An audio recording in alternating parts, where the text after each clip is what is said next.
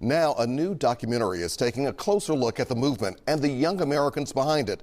Laura Pellegrini and Stefano Da Frè are the producers of The Day I Had to Grow Up. Good to see you both this morning. Oftentimes we hear about the numbers, but we don't relate to the faces. But you guys really bring us up close and personal. Laura, let's start with you. Why do it this way, and what were some of the stories?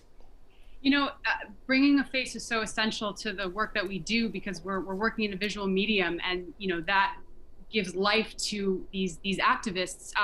This all started in February 2018 as a reaction to the Parkland shooting that happened at Marjory Stoneman Douglas High School. There was a 19-year-old shooter who came into the school and within 6 minutes killed 17 students. And I believe it superseded even the Columbine tragedy.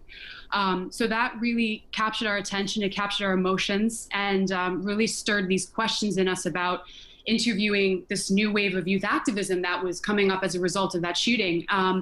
Then it led to the March for Our Lives rallies that were going on, and Stefano and I were starting to think in terms of who we could reach out to and who we could source, who we could talk to and interview from different national tragedies that happened. And then we come across an individual, Jeremy Ornstein, who was with the Sunrise Movement. So it sort of blended in from there, but started with Parkland, with the Parkland school shooting there from a former student.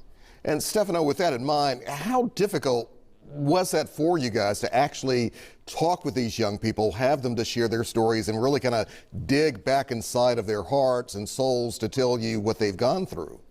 Well, I think for the first thing I would say is that this film, these kids want to get their message across. I mean, they feel, especially with the last 3 years, that they're growing up in a generation that is going to face high student debt, a climate crisis, mass school shootings that they had never dealt with before. I certainly didn't deal with it. Laura and I didn't experience that when we were kids growing up. Right.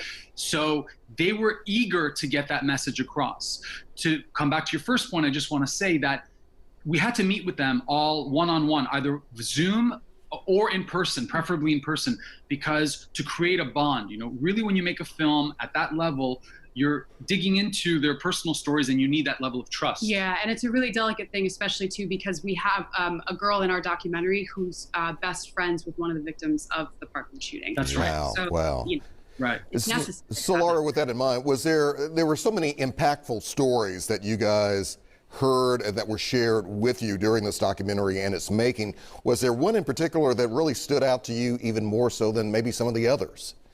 Well, I would say that with Jeremy Ornstein's story, for me personally, I don't want to speak for Laura, but the one that we were really focused on, Jeremy telling the story of his grandparents who survived the Holocaust and comparing that to the environment that he's living in now, about having to grow up and see the problems of the world and deal with climate crisis, and why he got involved as the chairman of the Young Democrats of America and also being involved in the Sunrise Movement. That really touched me the most. And the second I would say is Taylor Nicole Turner, whose best friend died at Parkland, was a victim of this Parkland shooting. Yeah, I agree. And Laura, sometimes in life, as you guys will know, we hear about these things, we hear these stories. Some of us, just as a viewer, we become numb. But what about some of these young activists? Do they seem even more inspired to do something, to make change? Absolutely. And one of the main feedbacks that we've gotten from people who have seen the film is that these activists stirred inside of them an activist that they felt had died a long time ago.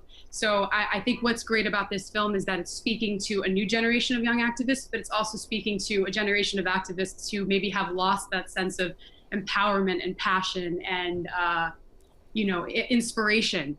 So it's moved across all channels, which is phenomenal. That's right. And you can see this film with your parents. You can share this with your friends. You don't have to be of a particular, you don't always, I think the way that we humanize the kids by showing why they became, how the domino effect happened, how they became activists, you identify with them as human beings.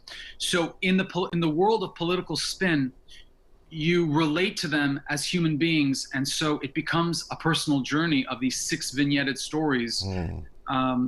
That's the most important. I think that's the thing that we're extremely proud of, and the fact that it's a very strong call to action for young people to get involved and really what they're thinking, how they're handling things, how they're handling social media in activism, which is another area that is covered in our doc, how that's mobilized them, you know? And how to uphold their ideals in a society that's telling them no. I got you.